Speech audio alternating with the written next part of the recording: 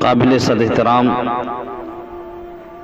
نبی کریم صلی اللہ تعالیٰ علیہ وسلم فرماتے ہیں کہ تنہا نماز پڑھنے سے نماز با جماعت کو 27 درجے فضیلت حاصل ہے۔ حضرت ابو ہریرہ رضی اللہ تعالیٰ عنہ سے مروی ہے کہ حضور نبی اکرم صلی اللہ تعالیٰ علیہ وسلم نے بعض لوگوں کو چند نمازوں میں جماعت میں نہ دیکھ کر فرمایا، میرا یہ ارادہ ہے کہ میں کسی آدمی کو نماز پڑھانے کا حکم دوں اور میں ان لوگوں کے یہاں جاؤں جو جماعت سے رک گئے ہیں اور ان کو اور ان کے گھروں کو جلا دوں۔ اللہ کے بندو، نبی اکرم نور مجسم صلی اللہ تعالیٰ علیہ وسلم نے ارشاد فرمایا، نماز و جماعت پڑھنا تنہا نماز پڑھنے سے 27 گنا زیادہ اس میں اجر ملتا ہے۔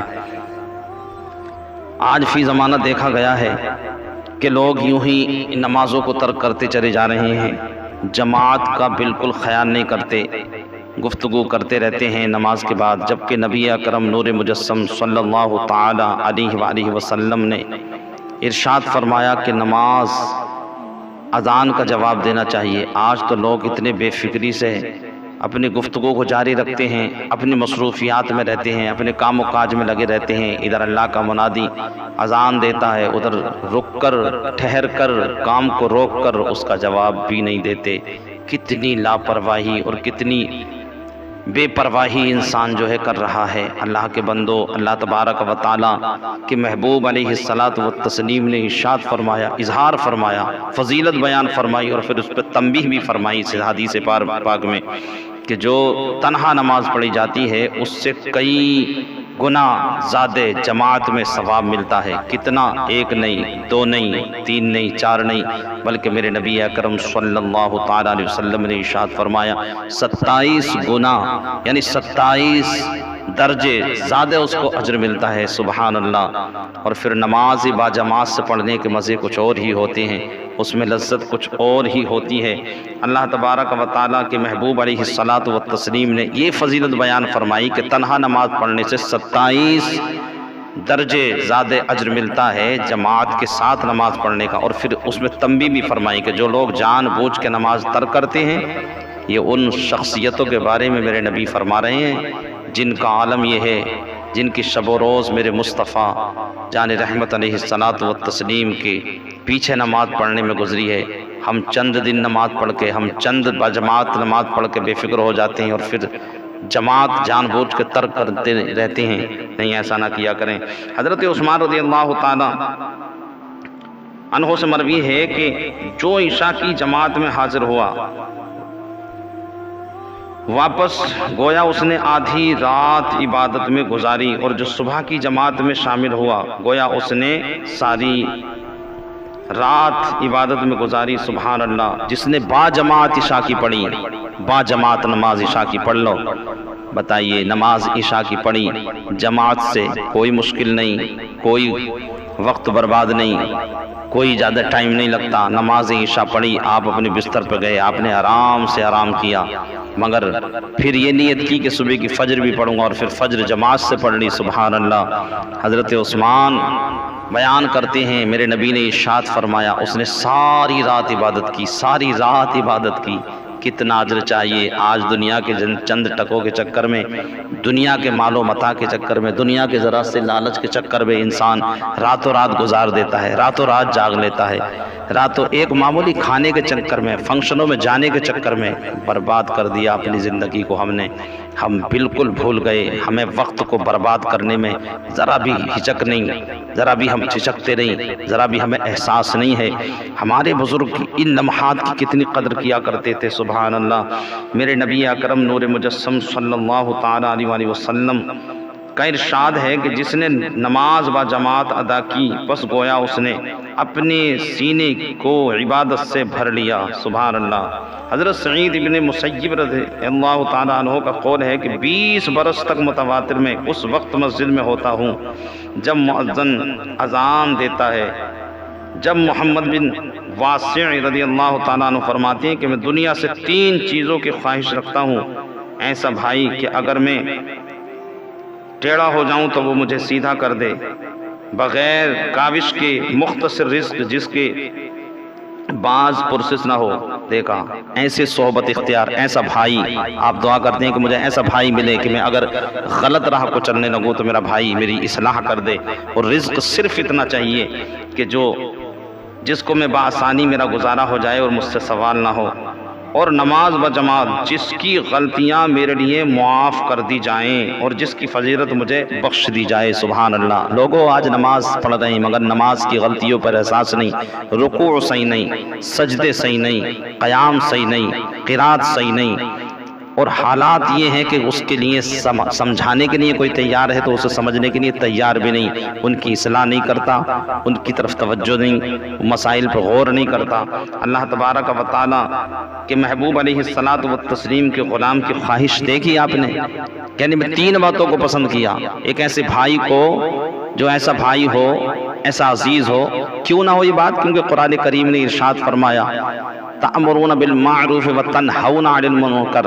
اللہ کریم نے فرمایا بھلائی کا حکم دینا چاہیے اور برائی سے روکنا چاہیے. مگر آج تو روکنے کے لیے تیار بھی نہیں. آج تو یہ تمام باتیں صرف ہمارے ذہن سے بھاگی چلی جاتی ہیں. آج تو کسی کو ٹوکو تو اسے برا بھی لگتا ہے، حالانکہ برا نہیں ماننا چاہیے. آپ فرماتے ہیں ایسا بھائی جو میں غلط راہ پہ چلوں تو میری اصلاح کر دے، اتنا رزق کہ میں بآسانی سے زندگی گزار سکوں. اور پھر فرمایا وہ نماز جو میں نے بجماعت پڑھی، بجماعت نماز. سبحان اللہ. اور پھر مجھ سے جو اس میں کوتاہی ہوئی اللہ انہیں معاف فرما دے اور مجھے فضیلت دے. اللہ کے بندو، وہ پیغمبر کے بہترین صحابیوں کا تو یہ عالم ہے. ہم کبھی اصلاح کی طرف توجہ نہیں دیتے، اسی لیے تو ہماری نمازوں سے ہمیں فائدہ نہیں ہوتا. چند دن پڑھی پھر چھوڑ دی، چند دن پڑھی پھر چھوڑ دی، چند نمازیں پڑھی پھر چھوڑ دی. اسی کی وجہ سے ہماری نمازوں میں ہمیں لذت نہیں آتی، ہمیں لطف نہیں آتا. ورنہ نماز دل کو ٹھنڈا کرتی ہے. نماز انسان کو دنیا کے بازاروں سے، دنیا کی رونقوں سے کھینچ کر اللہ کا منادی کی ندا پر نمازی خود ہی کھینچتا چلا آتا ہے. سچ بات یہ ہے کہ ہمیں نماز جو سکون دے دی، سکون قلبی جو ملنا چاہیے تھا، ہماری وجہ سے، ہماری کوتاہیوں کی وجہ سے وہ ہمیں مل نہیں سکا، وہ ہمیں نہیں مل پاتا. اسی وجہ سے ہم جو ہے نمازوں سے بھاگے چلے جاتے ہیں. ہم نمازوں کو ترک کر دیتے ہیں اور پھر نماز ترک کرتے حالات یہ بنتے کہ احساس تک نہیں رہا بندے کو کہ میں نماز چھوڑ رہا ہوں. اس کی وجہ کیا ہے؟ اس کی وجہ یہ ہے کہ دل سخت ہو گیا، دل میں گندگی جم گئی. دل میں جو نور آتا نماز سے وہ ہمیں حاصل ہی نہیں ہوا، ہمیں میسر ہی نہیں ہوا. ورنہ قرآن کریم جیسی لذیذ سبحان اللہ کتاب ہمیں دی ہے جو روح کی غذا ہے. قرآن کریم کو جب پڑھا جاتا ہے سبحان اللہ کتنا لطف آتا ہے. مگر لطف تو اسے ہی آگا جو قرآن کریم کو صحیح طرح سے پڑھتا ہوگا. کم از کم اگر معنی و مفہوم بھی نہ جانتا ہو تو کم از کم مخارج و صفات تو جانتا ہو.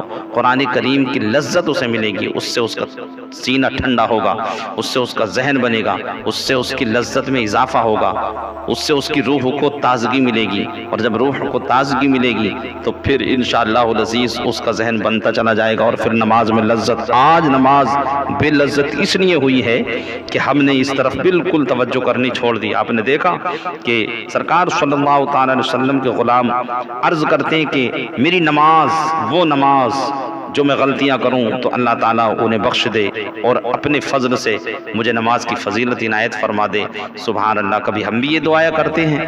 ہماری تو صرف اور صرف فضیلتوں کی طرف ذہن ہے، ہم سے پرشش نہیں ہوگی. اس رب کی بارگاہ میں ہم حاضر ہونے کے لیے بہانے بناتے رہتے ہیں، ساری زندگی بہانے. میں بزی تھا، میں اس وقت آتا ہوں، میں اس وقت اٹھتا ہوں، میں اس وقت جاتا ہوں، میں اس وقت یوں کرتا ہوں، مجھے وقت نہیں ملتا. یہ کب تک یہ بہانے چلتے رہیں گے؟ ایک دن جب اسرائیل علیہ السلام تشریف لے آئیں گے اور جب موت آ گئی تو پھر وقت کے لیے دہائی بھی دو گے تو 1 سیکنڈ نہیں مل سکتا، 1 سیکنڈ بھی. اللہ کے بندو مان جاؤ، اس بات کو سمجھو اور اپنے آپ کو سنبھالو، یہ نصیحتوں کو مانو.